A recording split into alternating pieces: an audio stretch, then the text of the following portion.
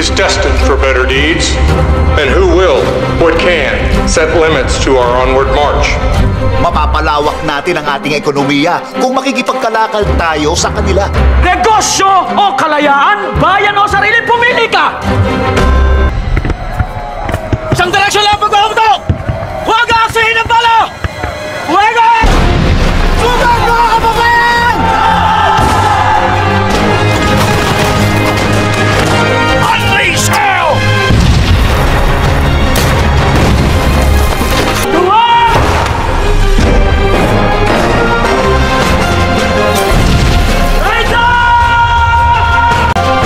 Mga kapatid, mayroon tayong mas malaking kaway kaysa mga Amerikano.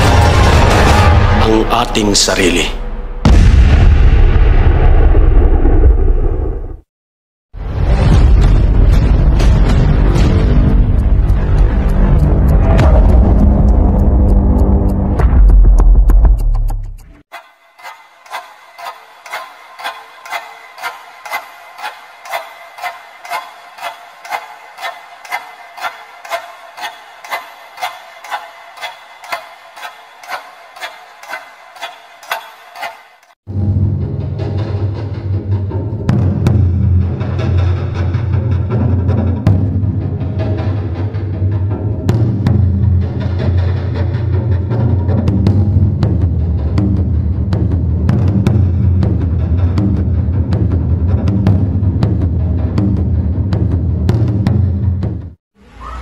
Senyor Presidente,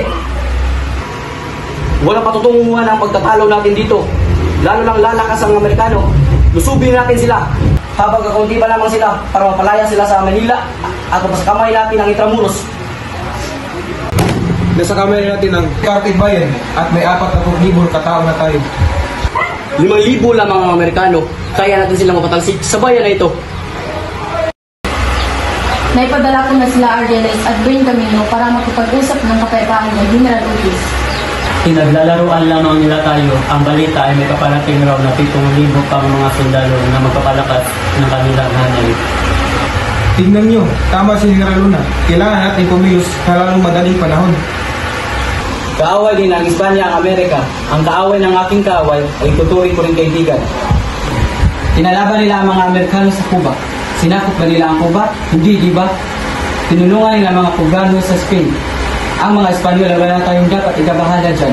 Pagbigyan natin sila ng pagkataon ng kapayapaan. Yes, Maricon. Kung Espanya talaga ang kalaban ng Amerikano, bakit hindi sila makikita sa atin? Bakit nila tayo pinipigyan pasukin ang Intramuros? Bulag! Sa halip na nakaupo tayo dito sa loob, andun sana tayo sa labas kasama ang ating mga kababayan. Nangalap ng mga armas, naruhupay ng mga tingsera, at sinasanay sila sa pagkikipaglaban. Huwag kayong... Ano na aming mga negosyo? Kapag nagkikipaglaban kami, babagsak ang ekonomiya. Ano ay pagkakain sa aming mga pamilya? Negosyo o kalayaan, bayan o sarili, pumili ka! Kilala kita, kasali ka sa gobyerno sibil na Kastila. Ngayon sa panganib ang Espanya, lumipat ka ng bakod. At ngayon tayo naman sa panganib. Mag-isa ka ba sa bandila ng Amerika? Paano yun ang sismurang pag-usapan ng negosyo kung alipin tayo sa sarili nating bayan? Minamahal ko rin ang ating bayan. Ihadas! Sa ngayon, kakampi natin ng Amerika. Nangako sila sa akin sa Hong Kong. Gagawin nila ang lahat, maunahan ang ibang bansa na may pagnanasa sa Pilipinas.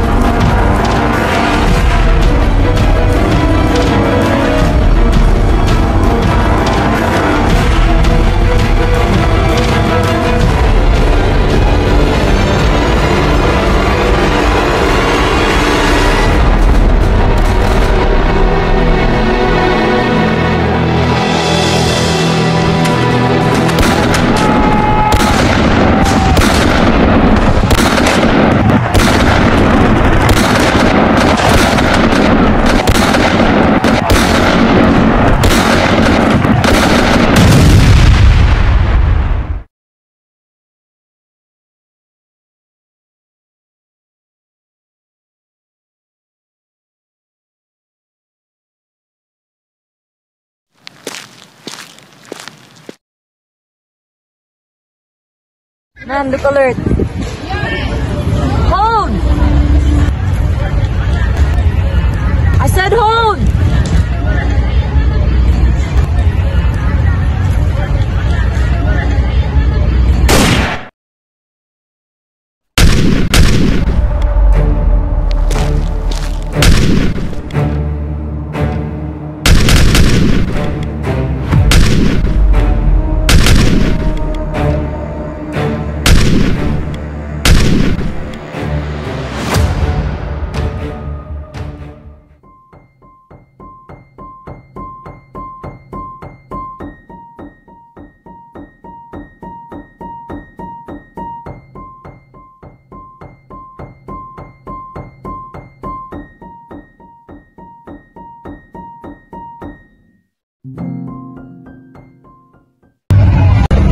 Kung sundalo, bakit ang dumi ng uniforme mo?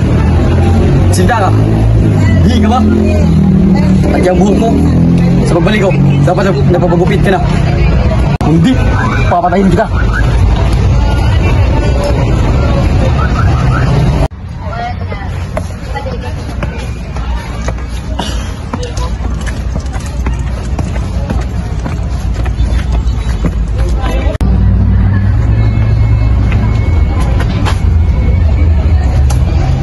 Ba't ikaw yun nandito? Nasaan si Senyor Presidente? Umalis. Nakalimutan yata ang papunta ka. Nakalimutan? Anong klaseng pamalaan to?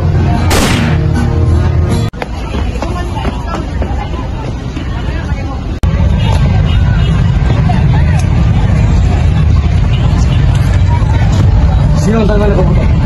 Ngeta!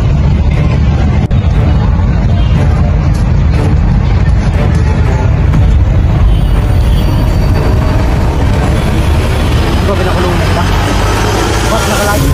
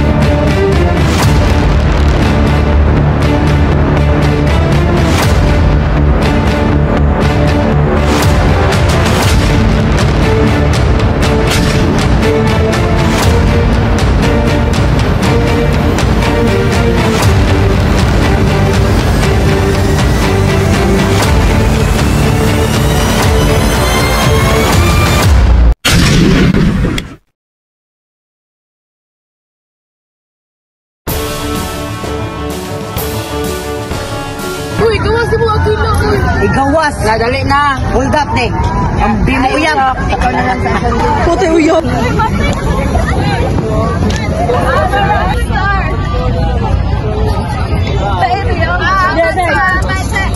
Bakag na akong nani ba?